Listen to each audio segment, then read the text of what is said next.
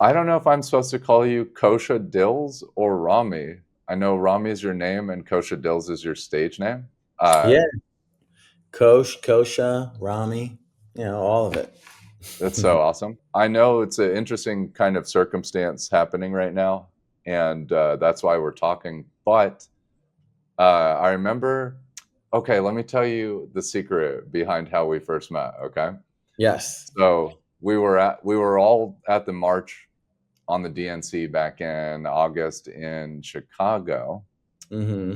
and one of my guys, Ryan, he like set up a bunch of cameras for us so that we could like start filming a documentary that was focused on protest. Uh-huh. And I actually hadn't heard of you yet, Rami, but here's how this went down. Check this out. We had the cameras and I had the mic, and you basically obviously have done a lot of media and performance, and then obviously you've done national television, and you are a creator, you're a musician, you have fame, people know you, a lot of my friends know you actually. So Cool. you basically like took a stance where I was like, oh, I think I'm supposed to interview him. And then we talked and I was like, oh shit, because I talked to John, and Ryan knew who you were, but he wasn't with us when we were talking to you.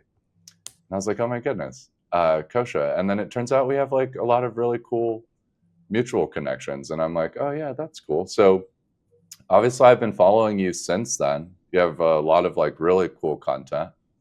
And just Kosha, just for the audience, but also for you, our outlet, Greystack Media, is literally focused on following protest and civil unrest. But what happens is we can't really separate protest, civil unrest, some of the things that we're following, from all of the kind of like social dynamics and political issues. So, one of the big topics that is cropping up in protest discourse, social discourse, etc., is the idea of discrimination. Hmm. And I'm sitting in Chicago. I noticed that you had booked time to show a new documentary that you've been building out in Hmm. Chicago, and there's been some issues getting into the venue. So we'll obviously explore that further. But that's why I wanted to talk to you today to kind of learn more about that and just really introduce you to my audience, Rami. So if you're cool with it, maybe we could talk a little bit more about like your background, where you're coming from, and like how you got Oh yeah. to the position that you're in now. Yeah, so I'll just give you the quick elevator pitch. So it's, Rami Matan Evanesh. That's my full name. Rap under the name Kosha Dillz. I've been publicly out as Kosha Dillz for 20 years. Like my first record was like in 2005 on a label called Matzah for Your Mouth Records. It was like a picture of a matzo ball eating a piece of matzah, sort of a little bit cutting edge, if you'd say. It was definitely in the time of like horrorcore rap.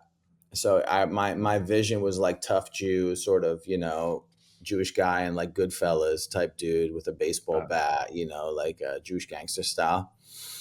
And there's not much Jewish inspired rap by then, like basically like Ill Bill Necro. I mean, that's kind of what I come from. Israeli background. First one born in America. My family, brothers, parents, all born overseas. And former Division One wrestler, soccer player, D1 at Rutgers, and ex convict, drug dealer, recovering addict of almost 21 years sober. Man, okay. So I took the hustle I had from street stuff and put it into music, and my desire to have a like legal job in rap was essentially what do I do to keep this going? And like performing in like Jewish spaces became like a thing. I'm talking like Modest Yahoo era, and he like really exploded. Hasidic Jewish reggae superstar, had like a record deal. Sure. There was like a whole new thing of Jewish music coming out, and there really wasn't anyone in like the Israel space, even though everyone is, was there. And that was kind of like always, hip hop taught me like rep what you're from, where and I come Yeah, from a community. Like my best friend, one was black, one was Chinese, one was Puerto Rican, one was Russian Jew, one was local, just like white dude in like suburbs, and one was Persian, Muslim, and that's like diverse. That's what New Jersey is. And sure. I was going into the world battling in New York and just sort of just making a name for myself in the underground scene. But on the holidays of like, probably like 2006, 2007, I started going to like Jewish programs, studying in Israel. Just, I don't know.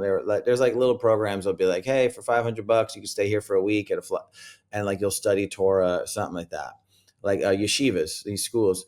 And I was like, Wu Tang was really big back then, and I was sort of really developing like this sort of knowledge style thing. Like it sounds, you're using big words like Wu Tang, but no one Yeah, really knows what anyone's saying. And just having a lot of Jewish references and stuff. And then that sort of you be social circles, and then they're like, hey, you want to perform at the parade, you want to perform here, you want to we'll pay you this to play here. And you're like, all right, cool. And this sort of, there was like this developing scene that was much different than the music scene of like selling tickets and punk rock or DIY.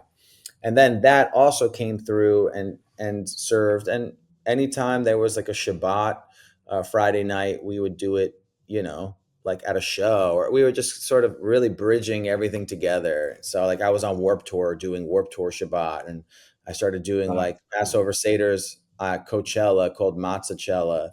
And just along the way, man, I like did songs with RZA, battled DMX, like just randomly. Like I had a lot of random things that just really happened to me. I'm a playable video game character in NBA 2K. I won a rap Oh, battle in Hot 97 Summer Jam in New York. I played Summer Jam before J. Cole. And these are just things that happened like while I was in my 20s, and then 30s came and just slowly grew. And as each conflict in the Middle East happened, mind you, they were shorter. Like for me, like I had songs, I would just make a song about it. okay. Now you fast forward 15 years, got a lot more conflicts. Now you got like an album's worth of conflict songs, and then just sort of happened. And to where we are at today, um, from going viral during the pandemic to street performing to being on Wild and Out to, Yeah, the war started October 7th, made Bring the Family Home. And that started like a war that should have ended in like a month, has now been nearly coming up on 2 years in October, with no signs of like, I don't know, this is the longest war in like Jewish history. And today's the anniversary of the 6 Day War, okay. ironically. So you're having, along the way, you're like, yo, I just become a guy, and seeing how radicalization of people online with the internet growth has changed from like 2008 to 2005 withdrawal from Gaza to 2012 to 2014 to 2021 to now. Yeah. Jeez. I'm the Okay. guy. We, Yeah. It's a we lot, have but a lot to talk that's it. about. Yeah. But you have a really amazing background, and I do think that you've done some like very inspiring creative projects for like any community. Like Hmm. one of the things I saw you do, I don't know a ton about the specifics of Jewish culture. Friends and folks have been giving me snippets, but I'll learn over an extended period. But you Hmm. did some type of setting in like the subway on a train, and it Yeah. was a Yeah. Yeah. The cool Subway State. exercise because you included a lot of people. I don't know if you could share more about that. Yeah, so the Subway Seder is sort of an extension of what we did at Coachella, where we did Mozzarella. So basically, they're like it's a pop up Passover Seder, and if you go to Coachella, which is in April, which usually falls on Passover at some point, sometimes it falls on the first 2 nights of the Seder, which are like the nights one and nights two, um, of the 8 day holiday. So I teamed up with this rabbi who made this. It was like a 10-minute Seder, and the 10-minute Haggadah. Shout out Rabbi Yonah Bookstein. We did this when I played a festival in 2012 with Mac Miller and Kendrick Lamar and Macklemore, like everybody. And I was like, yeah, I'm not skipping this. I was like, That's I'm a cool. Yeah. crusader there. Yep. And that's what we're going to do. And we just filmed it, put it up online, and it just sat. And then it developed during Coachella, and then it got really viral there. And then one year we made like a little 2-minute, 3-minute movie about it. And it, now that being in New York, I was like, last year we did it. It was big, and people like attacked us on the train, which, but it didn't really get as much notoriety. And this year we did it, and it just took off. And it was really positive vibes. And we put out a bunch of videos from it, and it got millions and millions of views on Instagram and TikTok. And yeah, just basically the same 10-minute Seder. We just did it on, hopped on the train, whoever I dressed as Moses and one of my characters that I like to dress up as, and got some matzo ball soup and gave it out on the train, and teamed up with Cat's Deli and, Jewish style stuff. And just for people that are like culturally, people like people say happy Passover, happy Hanukkah, no matter if the world's burning, like whatever, people just say Yep. it, even if you could literally hate Jews and probably still say it at this point. So like, yeah, oh yeah, happy Hanukkah. Not knowing what these holidays are, but for us, it's like, I don't know. I just like New York stuff, and I find it as sort of an art of randomness of New York City. Yeah, so you're all invited. Oh, thank you. I actually definitely want to check one out. And we have a colleague in New York, so we need to have him catch up with you. But I really like how you kind of bring your culture, identity, the impact you're having on the community through your creative work. So I think you do like some really fascinating creatives. And then it's interesting how like hip hop has kind of created room for like almost every culture on the planet now, I feel like, to come up with their interpretation, but like push their unique self, to the forefront. So I just think that like you really use the kind of artistic and hip hop medium in such a cool way. Now, Yeah. now you also, it sounds like what we're talking about today, we're more recently inspired to kind of put a film together. And the film is called Bring the Family Home. And I wanted to like first get your perspective on like what drove you to put this film together. And then maybe we can zoom in on the issue that's occurring in Chicago. Okay, so Bring the Family Home is based off a song I made on October 7th. It's one of my like higher playing songs online. I have a music video, Spotify, sort of first thing I did. Made this song, I was at a hip hop fest. Someone was yelling, Free Palestine already, like from the stage, but, not going to mention the artist, but I was just like, yeah, this is what they do. I'm going to go make my song, and that's what we're going to do. And then we're going to put it out. Within 1 week, we recorded the music. We were like recording the music video that night. We were like recording. We were like, we got to have this out. And that was just my thing. It's like, you got to be quick and edit and put something out. And within the following week, I went out to do an interview with Channel 5. Channel 5 live worldwide, Hollywood and Vine. Do you think the majority of people in Gaza are against Hamas? I would say that that's not important. I think what's important here is condemning the violence and the blockade. Because I'm Jewish, right, and I'm Israeli, so I'm very interested, and I have friends that are Palestinian, but some are in West Bank.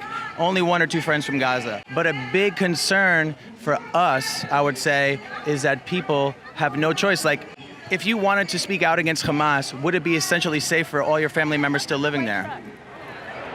I don't think you're asking the right questions. I'm just saying it's a true question, because not a lot of us would have those rights in Gaza.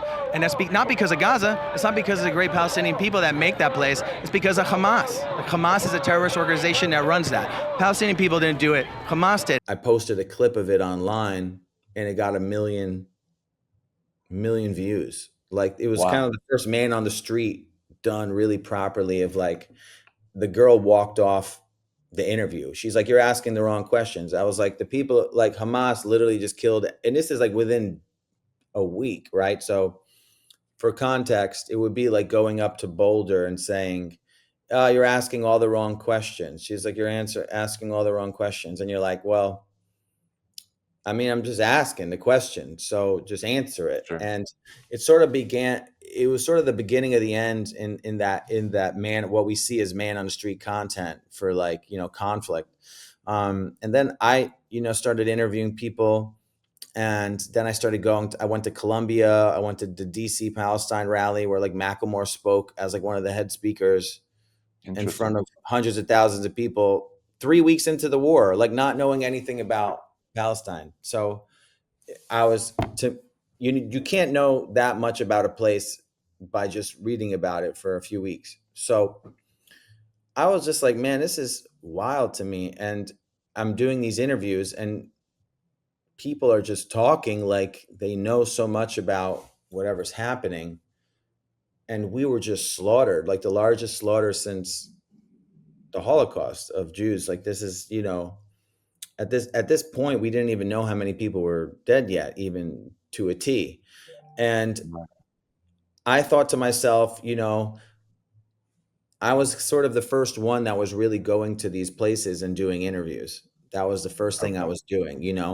And then I realized, wow, man, like, people were like, okay, we're done with the videos. And then I'm like, all right, well, I'm going to hire all my own people, and we're just going to keep filming. And I went Okay. to Israel to film. I went here. I was just filming. I was just like, I want to keep interviewing. And it was something, as somebody who's trying to get interviewed, like you interviewed me. Yep. And that's what I was usually trying to do. Like, I'm usually trying to get press versus interview other people. It's so new to me, Sure. and I totally fell into it.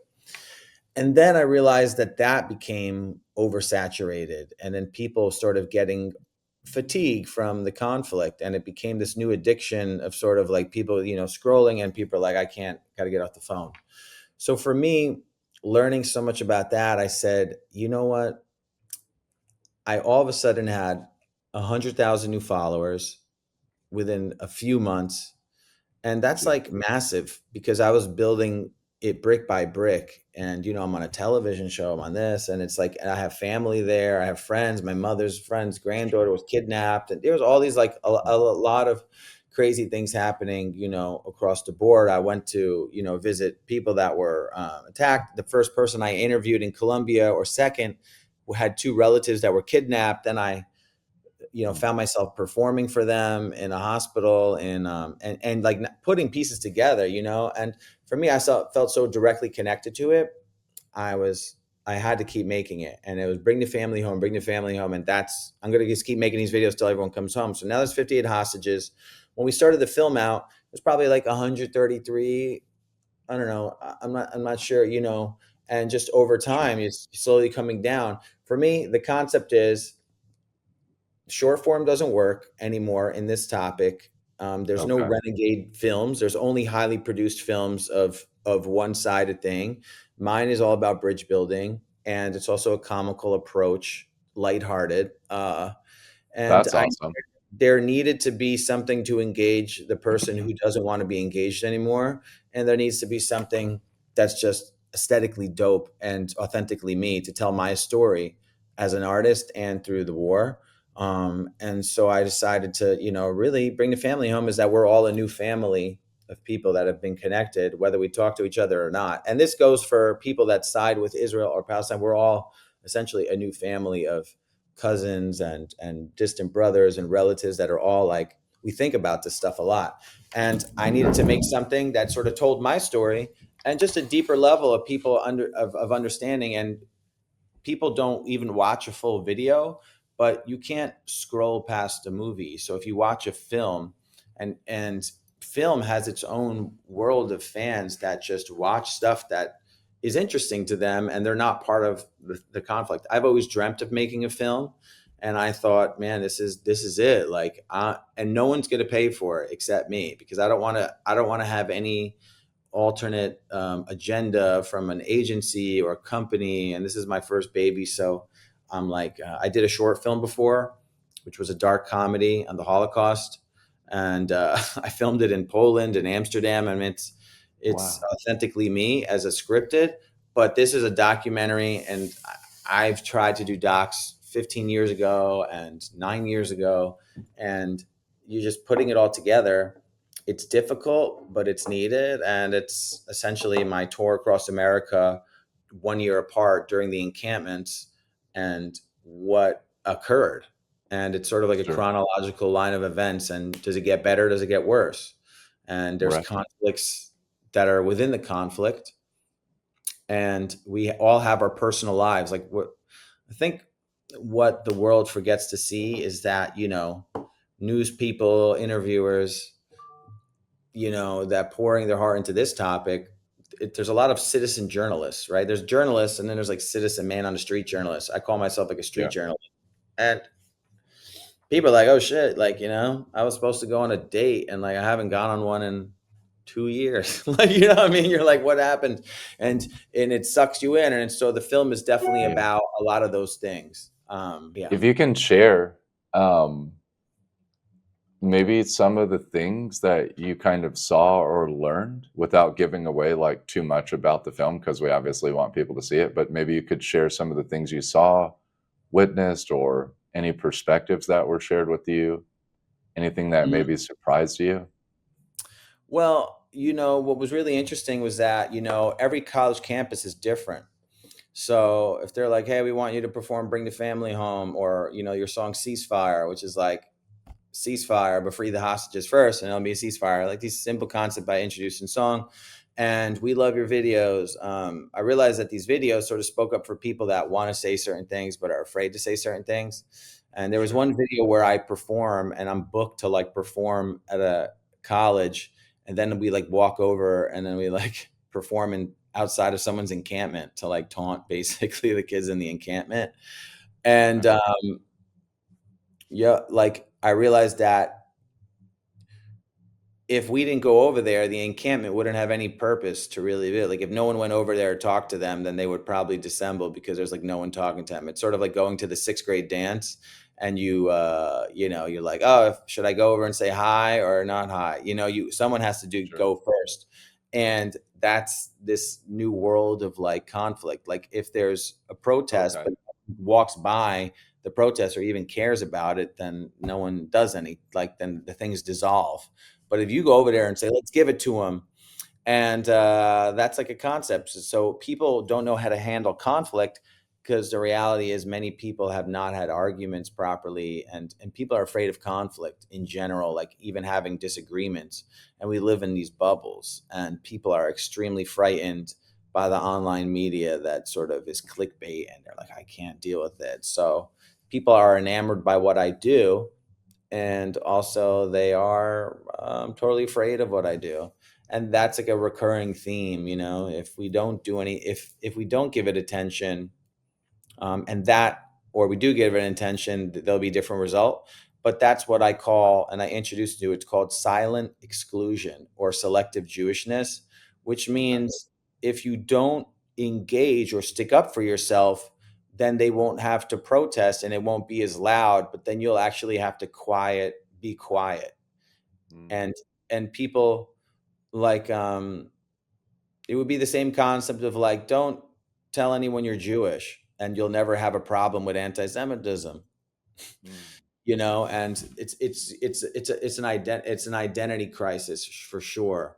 And people go about it different ways. Some people are like loud and proud, or some people are like, tuck the chain in, and they're like, you don't, I'm just you can't tell. And so that's another thing that happens in the film. I think the general public didn't really understand the Israel-Palestine dynamic on average. And so a lot of people unfortunately found out after the heinous attacks, right? Hamas attacking civilians in Israel. And so now I think what we're starting to see is like a broader sphere of discrimination that maybe has not been discussed as openly. I don't know if you would agree with that. If we go into like our culture here in the States, right? I know we've got some multiculturalness here, but if we just talk about our culture in the United States, the framing was kind of like a grappling between black and white, And this was institutionalized in the law. And so oftentimes, especially like from the 60s to maybe Black Lives Matter, the only kind of discrimination that there was room for was discrimination against Black Americans, which again, I'm not saying I'm not making light of that. I'm just saying, like, in our popular discourse, or like in our mainstream media, in our contentious parts of our culture, there's always this kind of like contest between like black and white, black Yeah. discrimination. And actually, in the liberation movements in America, pretty much like Black America with various coalitions of other folks, including Jewish folks and other folks, have kind of worked together on these civil rights issues. And then basically, my opinion is that after Black Lives Matter, the Black community kind of has lost its will to participate in these movements, dissent, discourse, whatever. And then somehow this crazy shit happens on October 7th, which is also my birthday, by the way. Oh, wow. I know, it's not good. It's not good for any of us. But and now the Palestinian plight is the new Black American plight. It's kind of replaced it in our domestic discourse, period, right? We're not talking about Black Americans anymore, literally. You're in the hip hop scene. We actually have a lot of common friends in the hip hop scene. And one of my hot takes on hip hop is that Black American influence on hip hop is in a slow decline right now because it hasn't been able to break from the classics. And like Latino influence, especially in global hip hop, is growing. And then you also have like some strands of like African and actually Arab influence growing in the international hip hop scene. But the Black American influence is declining. And so what I think it's made room for is this like other heinous issue. And like for the audience, like remember, like Muslim and Jewish is ethnic minority in the United States. My family, I'm mixed, Black and white, but obviously I'm part of the majority of America, and then at least a majority of the political and social influence, right? Okay. So now we have Kosha, we have you and a lot of our Jewish friends, we have a lot of our Muslim friends talking about discrimination that probably has existed in different ways, and now is like at the forefront of the conversation. And I think one of the issues that we'll talk about that I think you may be facing, you tell me, is that there are institutions that are starting or have taken sides. Like they haven't even like tried to like intermediate conversations and help people kind of gain shared understanding, but they've actually like taken sides, maybe like specific stances. And then if you're not in the group that they've sided with, it kind of puts pressure on you, especially if taking side means that you're going to frame the other person as opposition, right? If we're going to frame like, I'm opposed to Muslim folks, I'm opposed to Jewish folks. And I think this is a lot of how this conversation is playing out. Now, your documentary is obviously going to highlight some dynamics on campus, but also know that you're like my perspective. And I think there's evidence with all your social media, is that you're a nice guy, you're approachable, you're open to dialogue. You're not just going out and, badgering people. And then you also feel that you have a responsibility to represent your identity and your thoughts, and you're doing that. So I think that's like highly commendable. But Thanks. so you went to, of course, brother. So you went to show this film in Chicago, which I would like to see the film. I'd like to attend the event. I think the venue is like 3 miles from me, but they canceled the first showing, or what happened? Well, they canceled the first showing. Then in short, they got a lot of public pressure because I made a video, and then everyone started, emailing, calling, local representatives, like dude, you know, when people realize that discrimination, and let me go back to the idea of selective Jewishness. What's happening in the Jewish community is that, let's say you're going to discriminate, right? But you're not going to discriminate, right? Because you can't get accused of discrimination. So it's called selective Jewishness. So you're going to find someone who's Jewish that agrees with you. So you're going to find a Holocaust survivor that's like, there's a genocide going on. You're like, oh man, that's clouded goat right there. You can't really say anything about it. And you could find that. You could find Jewish people that are like, I disagree with everything Israel's doing. And you could say, you know, and you could find that. And you could be like, well, I got an Israeli film that's about apples and oranges, so we don't really hate Israel, but like, you know, that's called selective Jewishness. So basically you're silencing Okay. people. I could give you, you know, you're going to make a black and white topic, but you know what, you're going to make I don't know, a Harriet Tubman cartoon, but you're like, oh, you don't want me to Yeah, make a Malcolm X, you don't want to make a Malcolm X, I got a Malcolm X movie. No, you're going to do that. You're going to I do see. a black kid goes to kindergarten and has, you know, friends and and he grows up and he gets cancer. And you're like, oh, that's a story of human interest. There's, you know, so you can't say that I'm racist because there's a black kid in that movie. And it's the same thing as saying I have a black friend. It's the same Okay. thing. So selective Jewishness is being like, oh, I like that guy because all he says is Happy Hanukkah.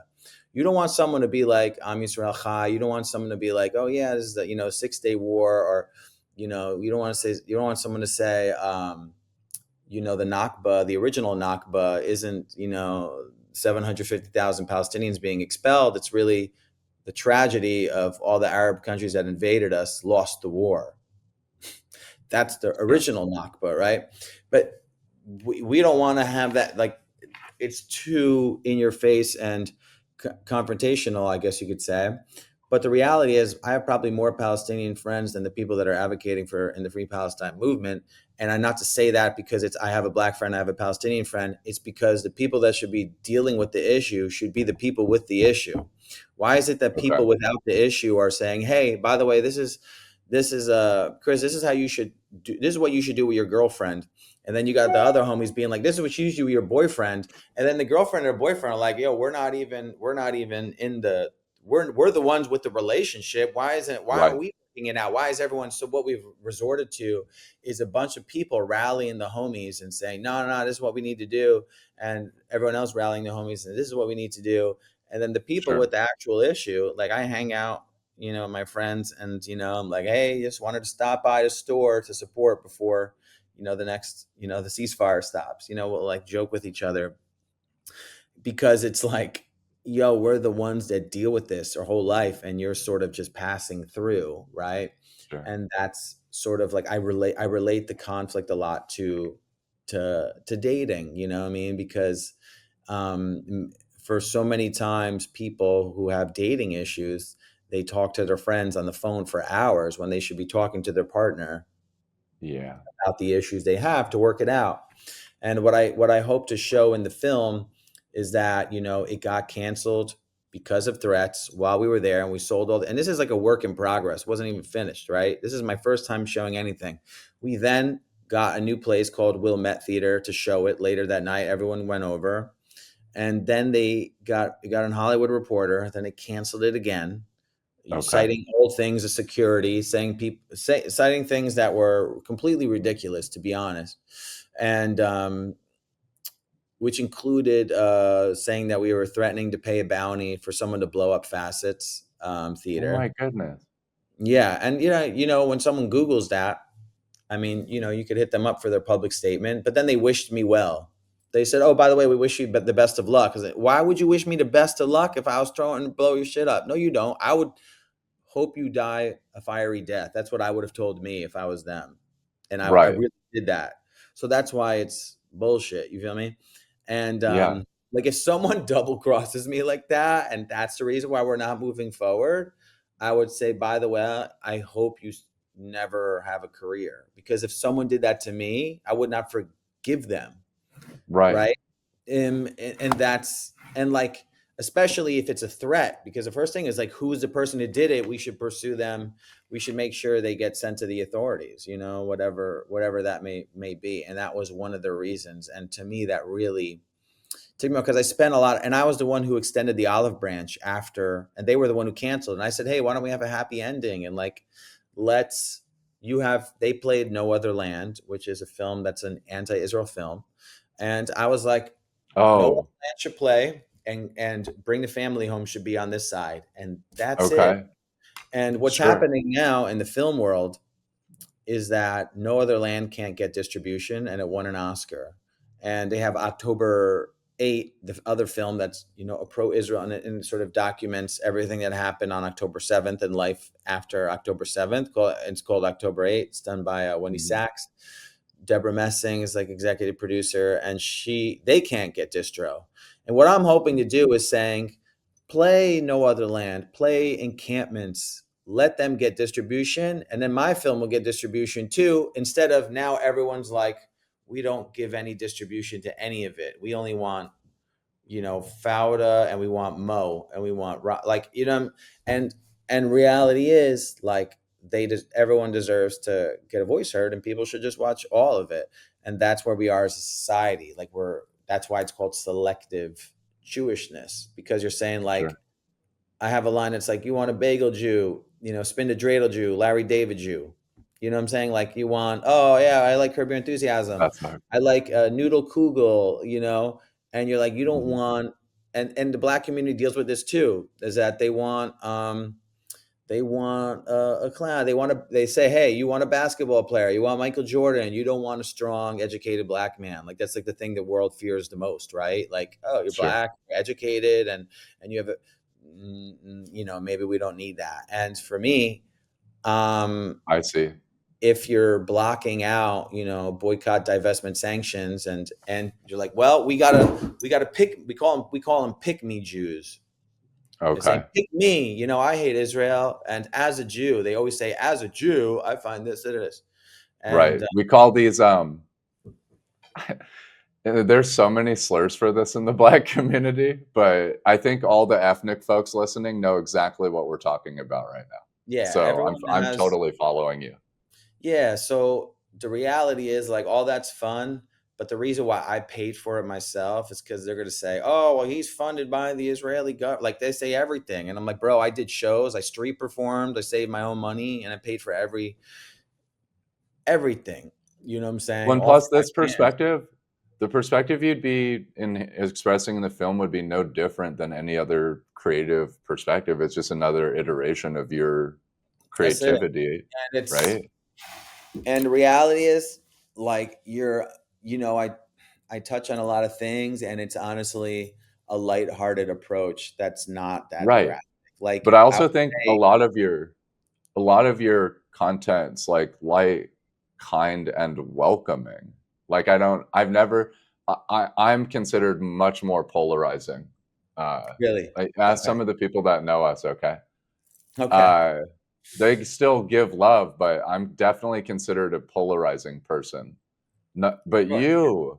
your brand, and just how I know you in the short period, it's Mhm. kind, empathetic, trying to understand, not, and then also like your background that you're talking about, like you have like a lot of meaningful life experience, and then to think that comes together in this like kind, expressive, outwardly communicative way. And Yeah. the other thing is like, it's also like one thing I did want to highlight is that in any culture, when you're from a very small minority group, the fact that you still bring some of the traditions and the values and kind of hold true to some of those things, I mean, that's also unique, because a lot of people try to water themselves down to be more mainstream. You know what I Mhm. mean? So I I think, definitely respect that. uh, yeah, dude, I appreciate it, man. I just like, ultimately, as an artist, I just want my film to get played, and that's it. But I think as of now, we're gonna have a new final work in progress showing in Chicago, and Okay. I think it's gonna be like July 1st. I'm not sure the exact. I don't want to say, but I think we're pretty much locking it in, and because we just need to wrap on the filming, and sort of the last of the last, Sure. and it's more so because in the film we are showing the film within the film, It's very Yep. meta. It's like sort of a meta experience. And in the That's last part of the movie, interesting. we're like, the film's getting canceled, and like we're talking about the film in the film. You're like, That is so fascinating. yeah, and I just Um, think it's a very, nerdy, creative thing that I'm just sort of doing, and people like that, and because people like yeah. while the film's happening, you're like, I got to tell people about the film that's getting canceled within the film. I'm at that film, the final film, and they're like, oh So yeah, hard. I love. And since when do we have to like agree with you to watch your film? Like what world is that? I asked myself the other day, I said, am I mad that they canceled me, or am I mad that I don't have an exact ending? And because I've had so many people, I've been sort of othered and canceled in a way of like, just people don't talk to me anymore or something. But I've always found my way. So in fact, I'm very grateful for my experiences, because I just have always navigated my way to having a career, like a really successful career in rap and music, and it's multifaceted.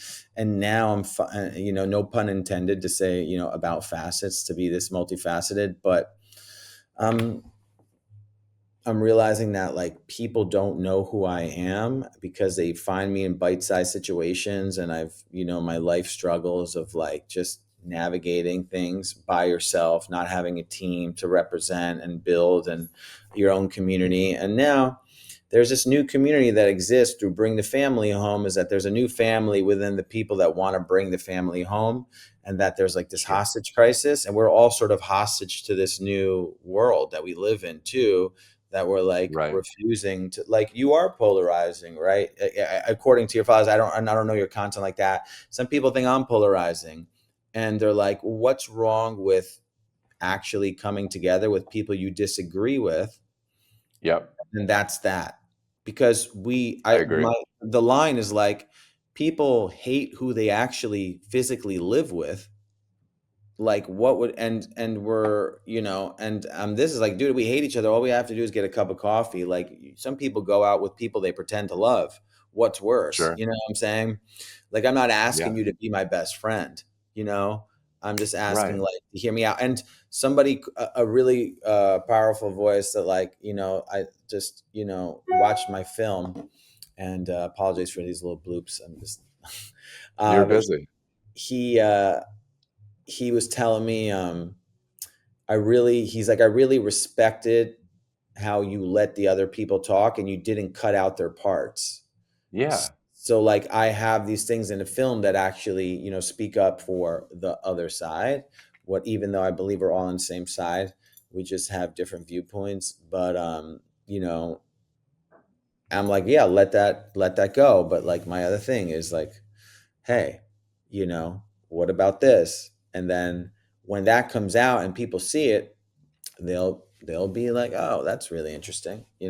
I find that Yeah. and it'll be more discussion points, and like, hopefully people will have breakout rooms about this film and discuss what I'm discussing, and then also just fall in love with me, and they'll be like, wow, that guy's fucking awesome, I want to go see him perform and have a fun time. And like, and that's, the promotional side of me is like, the thing is, Yeah. I don't want to have a mask on. I want to become popular. I'm an artist. The more popular I become, more my message gets out, the more the world Sure. gets to enjoy what some of the people who were early adapters all knew all along. I want I y'all to feel agree. like early adapters of Facebook.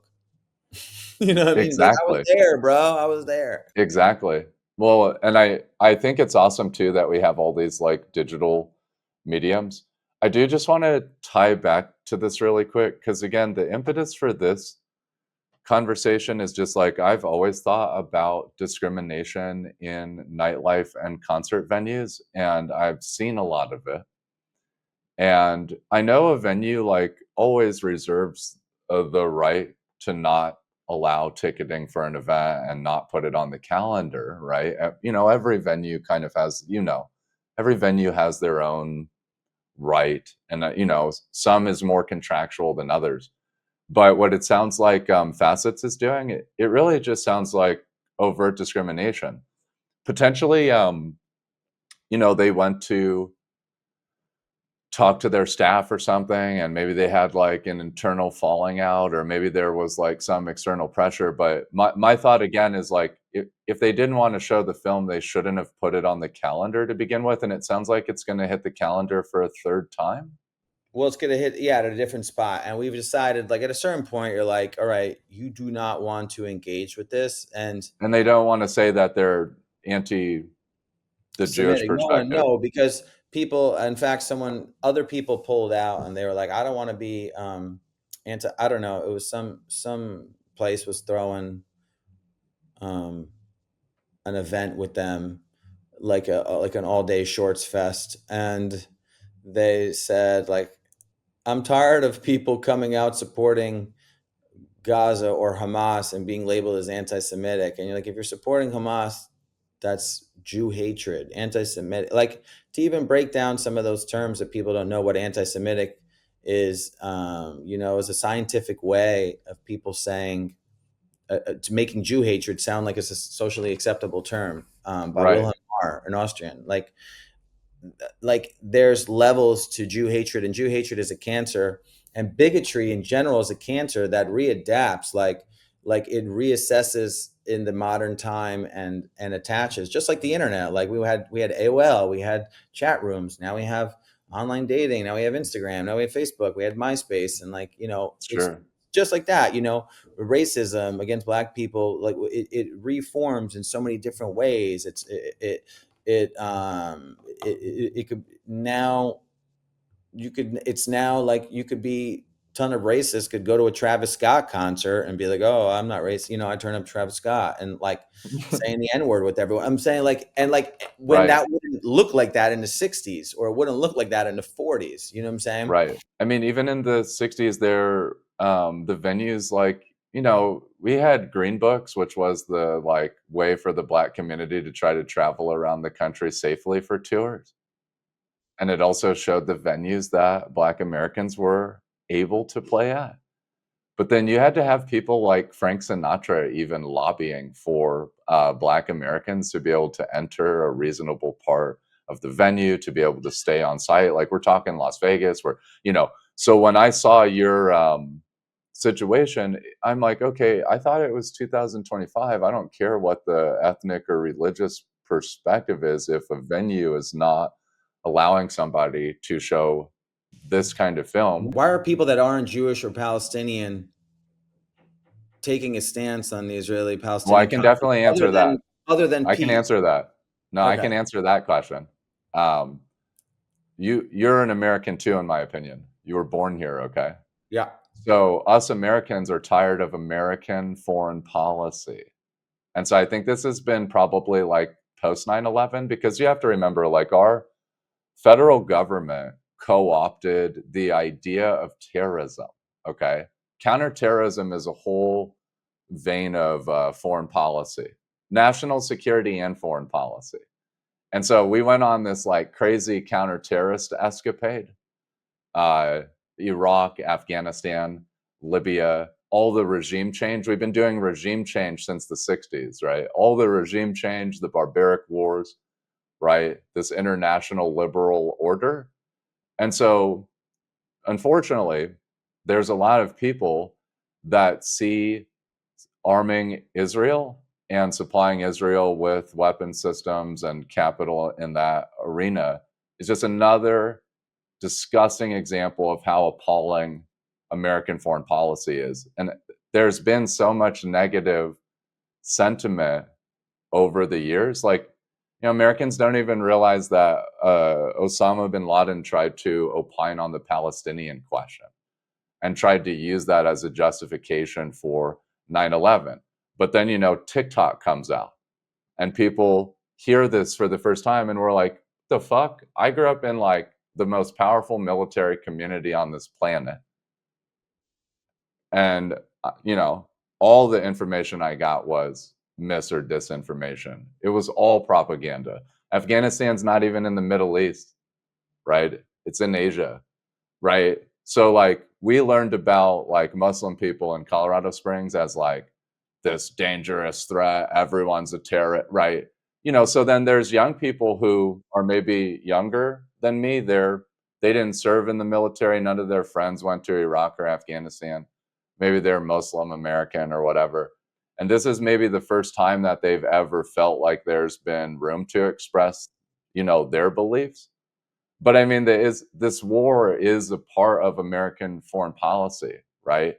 Like, we produce the weapons, we provide the intelligence. Like, we're not just like a witness. We're, you know, at some point, this, And they get mad about giving the money to Israel, but what people don't know is that Israel has forced to buy back the weapons. It's like a revolving circle, right? So sure, what we could do to minimize it is actually help foster discussion, which is free. You don't need to spend any money on that. All you have to do is say, okay, sure. A big thing that Facets did was, which is really odd, is that, well, they were like, for your inconvenience, we want to make sure we waive the rental fee for you. And this is what they did, waive the rental fee. But to resort back to what happened in Nazi Germany was that, they boycott Jewish businesses, and boycott, divestment, sanctions doesn't do business with Jews. So I insisted that we rent it for the $600 fee, because I want it documented that you do business with Jews to save your ass, because it's going to be looked at like I'm looking out for you. You see what I'm saying? And sure, it's why it's like, and what this only does is, like, when people cancel things, it only emboldens. Like, who was canceled and didn't become more popular? I That agree. Laban Kneecap is like way more popular. Kalani was canceled over her thoughts about Israel, way more popular. But Macklemore, to try to cancel him, becomes popular. Try to cancel my film. Now everyone's talking about my film. Like, it's a system that feeds it. But the reality is, like, if we actually do care about it, then it becomes a move. Then it becomes like a branding move. Like, to be honest, right? Macklemore starts making songs about Palestine, and it's like everyone's like, well, what about his song, Same Love? And I know this guy, so Sure. it's like, for me, if you look at the strongest driving points in Israeli and Palestinian content, it's people disagreeing and saying, I don't like what he did. I don't like what they did. And then it pushes, this new thing, this new idea. Right. But Right. And no, ultimately, Rami, I just wanted to add, I don't mean to say that American foreign policy is a justification for discrimination. no, right. Just why a lot of our folks are like talking out of their ass, or getting involved in a discussion that they don't have knowledge on, or like Macklemore co-opting, but maybe he didn't like. I don't even know if everyone even knows sort of the depths of, like, what they do, because they do it with good intention. But something I realize that myself and other Palestinian artists that I follow do is that we engage in our, like, conflict, like, out of, like, yeah, we gotta say something. And then we're like, all right, let's go back to, like, rapping about, bagels or love songs, and, like, try to, like, lower down the smoke. Because ultimately we just want to be regular artists too. Like, I want to make a movie about love that is with, nothing to do with conflict, right? Right. But if you go into Ramallah, like, and I can't go in as an Israeli citizen, but a lot of the art is resistance art, right? So you have resistance art is celebrated, but it sort of robs society of, like, making anything other than resistance culture and protest culture. And ultimately, a big thing that I want to drive on is that, like, I come from addiction, and I come from loneliness and depression. And something that I find a huge correlation with the protest movement of what I've gone, that when I was in college, what, like, I did was I went to go selling drugs, and I thought, like, oh, this is like, I'm the man, and this is, and then I got arrested. And then, like, you go to protests and you're like, people are rallying and loving to get arrested. And if you look at the Black Lives Matter movement, how many white people posted, I got arrested? And let me tell you, bro, I got arrested because I was out after curfew, because I was an idiot, not because I was an activist. And I was feeling lonely in my apartment. Like, I'm well in touch with the feelings of, like, what come with this, and having to take a stand. You're not taking a stand to take a stand. You're taking a stand because of societal pressures that are forcing you to do something that you don't really want to do. And that's what's happening all across America, is like, that's a continuous thing where people are like, wow, man, I really can't seem to get out of posting a black or a blue square or something right now without feeling like I did it. And And the reality is, dude, you're okay. You're going to be just fine whether you post that. If I could encourage anyone that's reading this, like, ask an Israeli, ask a Palestinian. Like, there's these original videos this guy did called "Ask an Israeli, Ask a Palestinian," and he would go and straight ask. The reason why I'm going to Colorado, and a big theme of bring the family home, is that I don't like the news, so I'd rather make the news than watch the news. So it's like That's I smart. can't trust what's coming out of Colorado, so I'm going to go Right. there and ask people. I can't trust what's coming out of these protests, so I'm going to go there and ask I people. agree with you. And like, No, I I don't like. completely agree. Yeah, that's it. That's my Pretty simple. perspective. Best way to do it. Be safe in Boulder. I think just kind of some closing thoughts. Yeah. I just want to thank you for like going out on a limb and like risking a lot to kind of like fight for your cause. And I respect that. I don't care what background or identity or Sure. like, like me personally, like I have no claims to Israel. I don't even support Israel in the way that I look at my worldview, but I support you. And then Israel and Jewishness and hip hop, our friend circle, all these other things are the things that I think are special. So I like think you are special as an individual. I support you. And then whatever you're lifting up, I'm going to learn about it, and I know I can talk to you about it. And I just think that, That's that what kind of approach is the best. that's what I want. Like, when I see people posting like other bands and stuff, and I'm like, I want to be the person that they reach out to. I'm like, hey, I have a question about Israel. I need an authentic answer. Please don't Yep. lie to me. I'd rather be Yep. that guy than the person that's like, cancel him, Piers Morgan, whatever. Like, you know what I'm saying? I think authenticity, and I don't consider myself an advocate or an activist. I consider myself an enthusiast. I love Jewish culture as much as I Yeah. changed my name from Kosha Dillz to KD Flow because I didn't want much to do with Jewishness. And like, my name Rami is also an Arabic name. It's Ram extended to Rami. And people like, my whole life, people said, where are you from?